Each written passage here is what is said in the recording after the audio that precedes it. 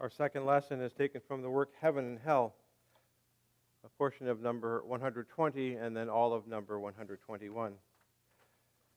In number 120 it says, "How great the divine love is and what it is can be seen by some comparison with the sun of the natural world, that it is most ardent. And if you will believe it, the sun of the spiritual world is even more ardent than the natural sun. For this reason, the Lord as a sun does not flow in without mediums into heaven. For the ardor of his love is gradually tempered by means of mediums. These temperings appear as radiant belts around that spiritual sun. Furthermore, the angels are veiled with an adapting cloud. When, however, the Lord appears in heaven, which often occurs, he does not appear encompassed with a sun, but in the form of an angel. Yet he's distinguished from other angels by the divine shining through from his face. And since he is not there in person, for the Lord in person is constantly encompassed by the spiritual sun, but he is there present by look or by aspect. It's a common occurrence in the other world for people to appear to be present in a place when their look is fixed upon or terminated upon a certain place, even if that place is far away. Swedenborg says, "I have often seen the Lord out of the sun in an angelic form, at a height a little below the sun, also nearby in a shining form, with a shining face, and once in the midst of angels as a flame-like radiance."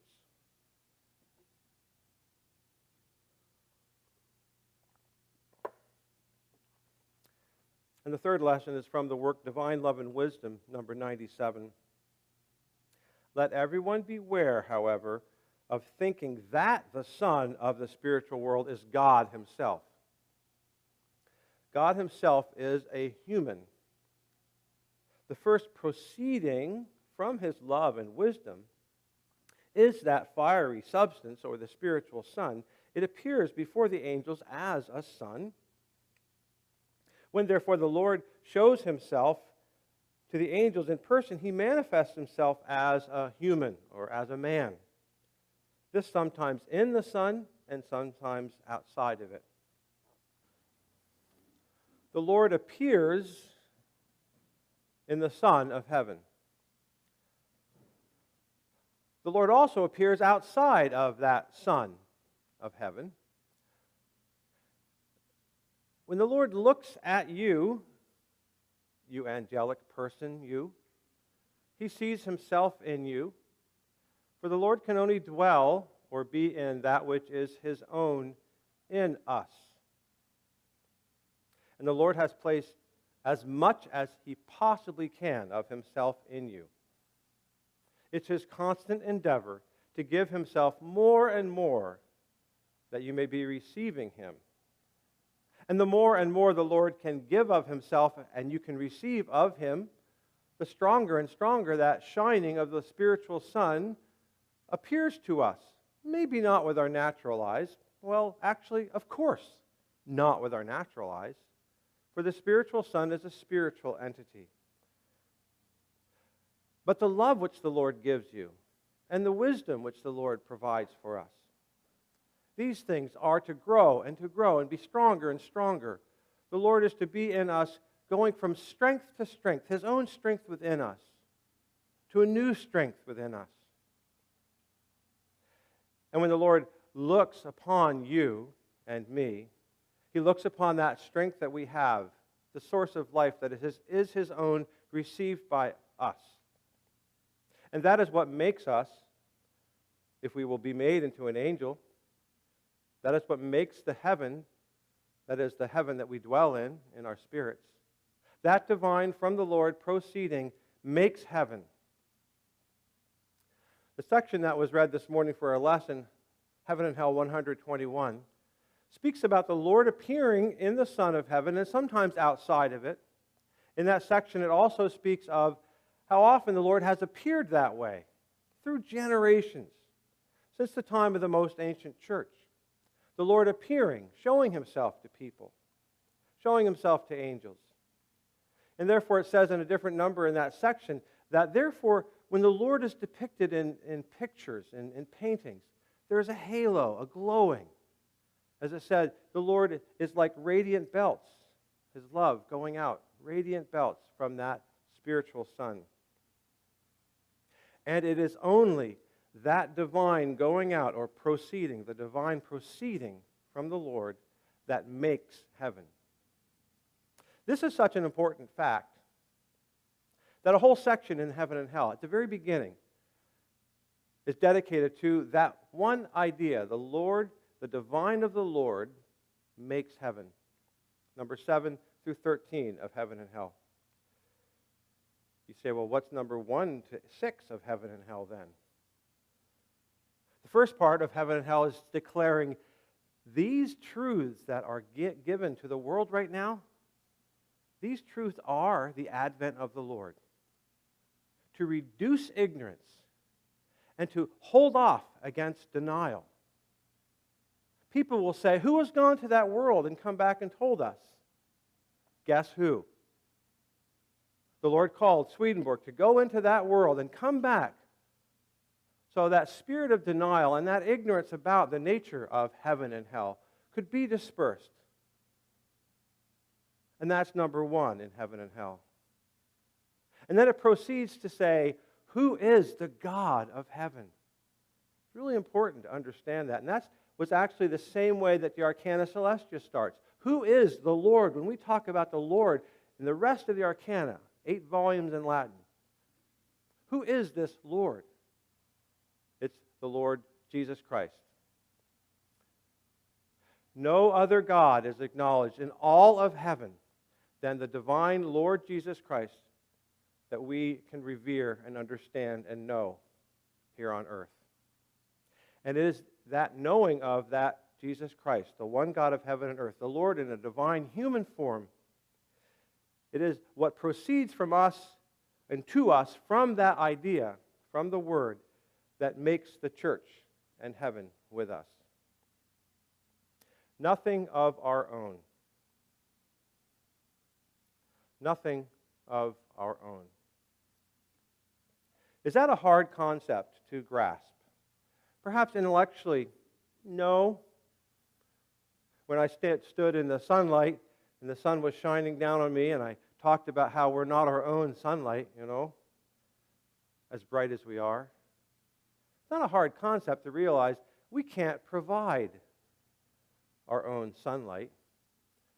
And of course, the little scientist in the back of your mind is saying, oh no, I have lamps in my basement that make the plants grow. I know how to do that.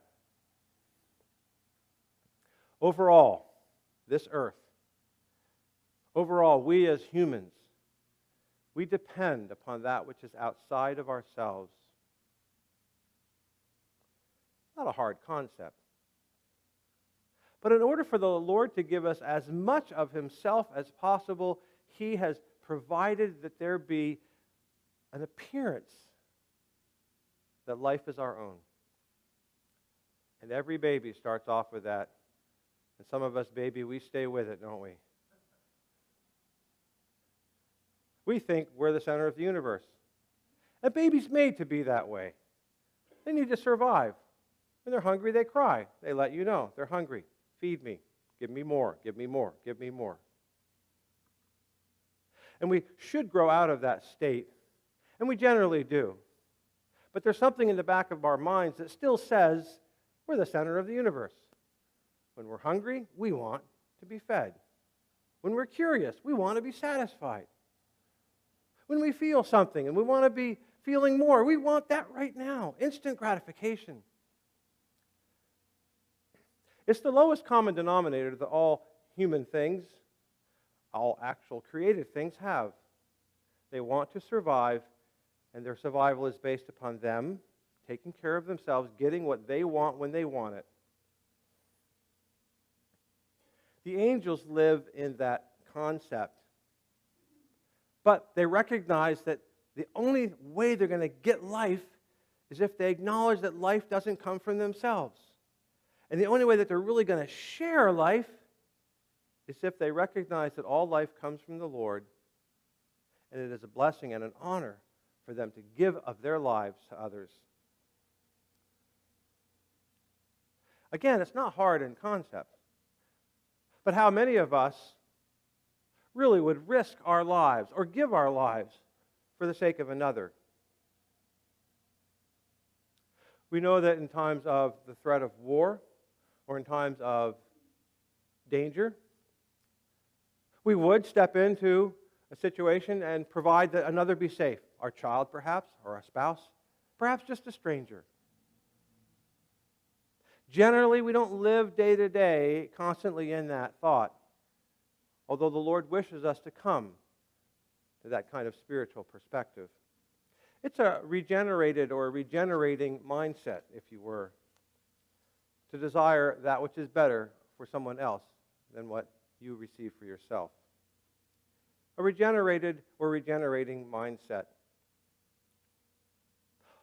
The divine of the Lord makes heaven.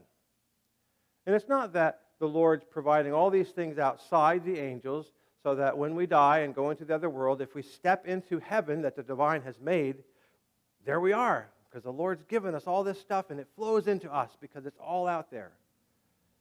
No, it works just the opposite. The Lord flows into us, and the environment outside of us will be exactly according to what has flown into our own minds and hearts.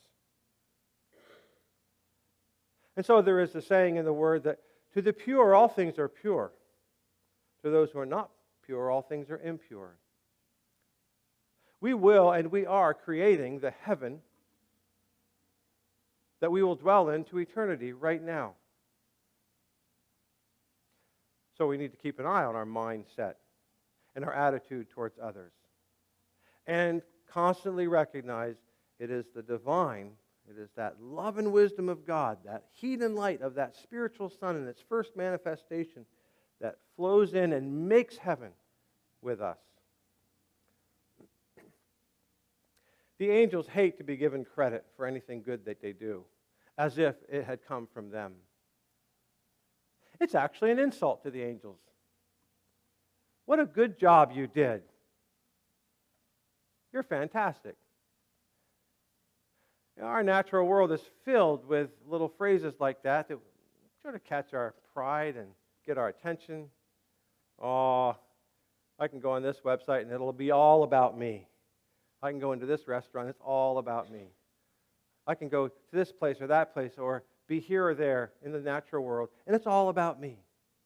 It's all made so that I feel comfortable and good. There's a mindset that really captivates that sense of self. It's not a regenerative mindset. It's a commercially successful mindset. If we delight people and give them delightful things, they'll be happy and they'll come back.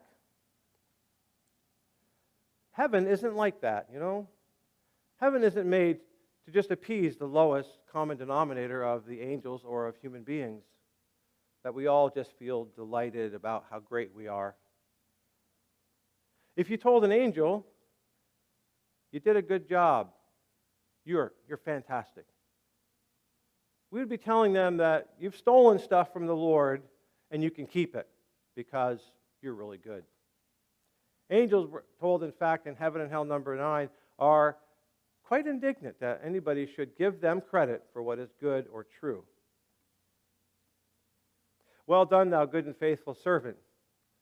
It's a quote in the Word. The Lord himself says it. So what's the matter with telling somebody they've done good? Nothing. What's our regenerated mindset? It is the divine of the Lord makes heaven.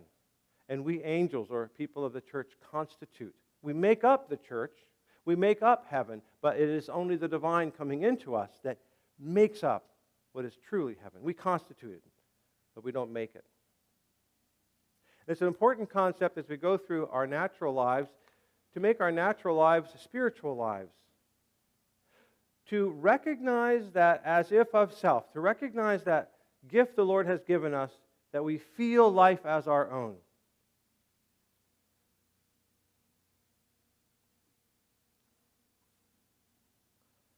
Is it all easier as you get older?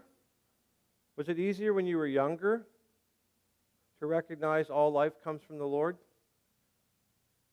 you remember when you first learned about that concept? Did it make sense to you? All life comes into you and it feels as if it's your own? And as you age and as you mature, does it become easier and easier for you to give credit to the Lord? The angels in the highest heavens have a perception of the life coming into them. It's as clear to them as the difference between how the sun is now in the chapel and how a few minutes ago it wasn't. And it'll come and go.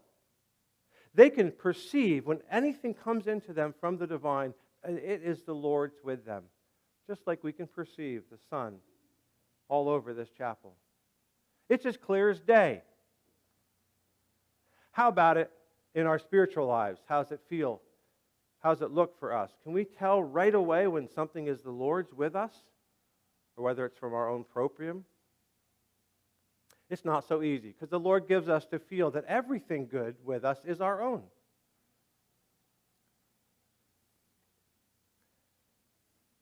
The angels of the highest heaven perceive right away.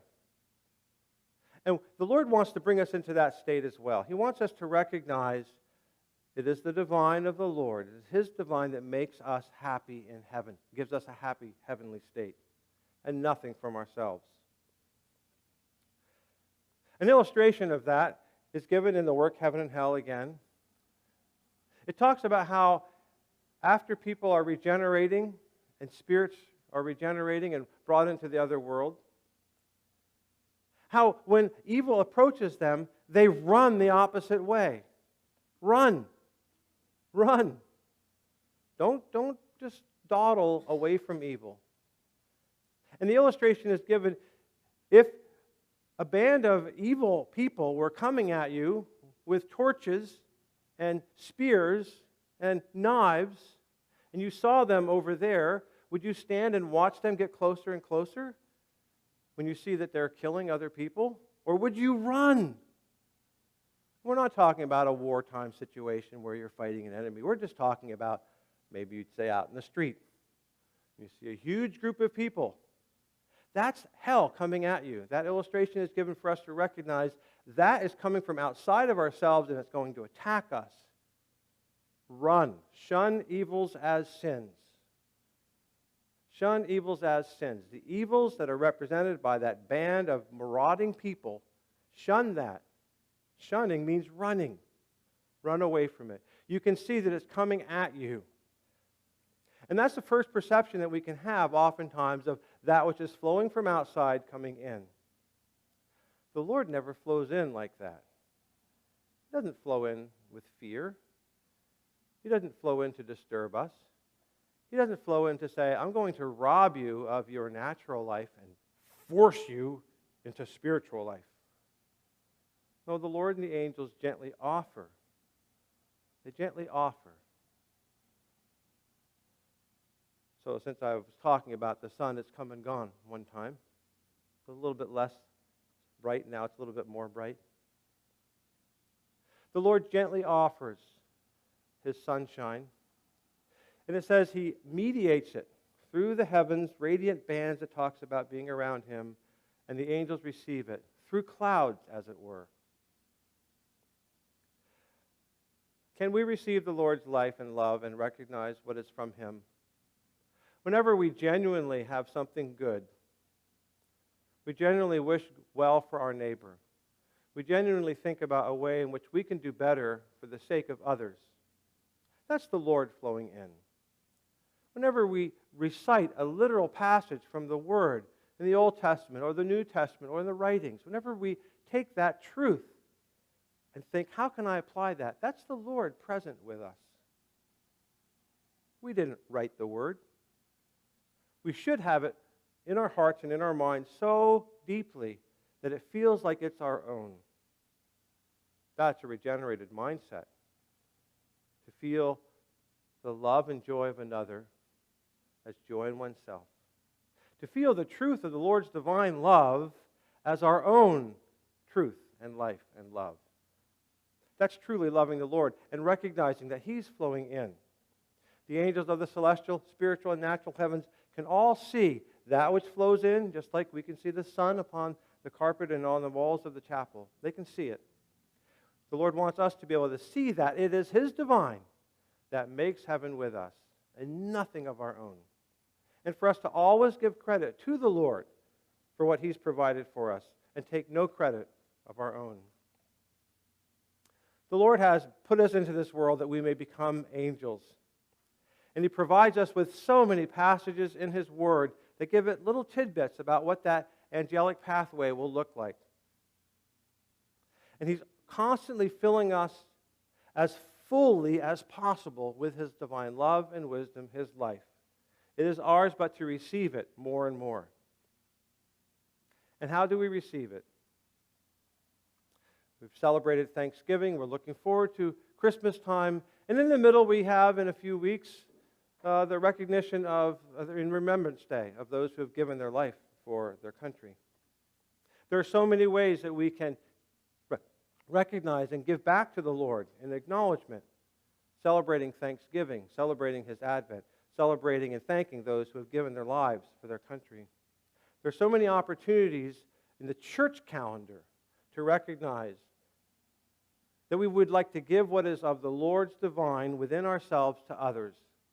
That's what the meaning of the church is. It's a people called out to receive and give to others that which is the Lord's with them.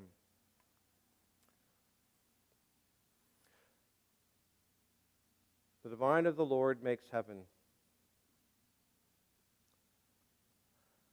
A few years back, I taught high school boys religion in 10th grade. I taught the book Heaven and Hell.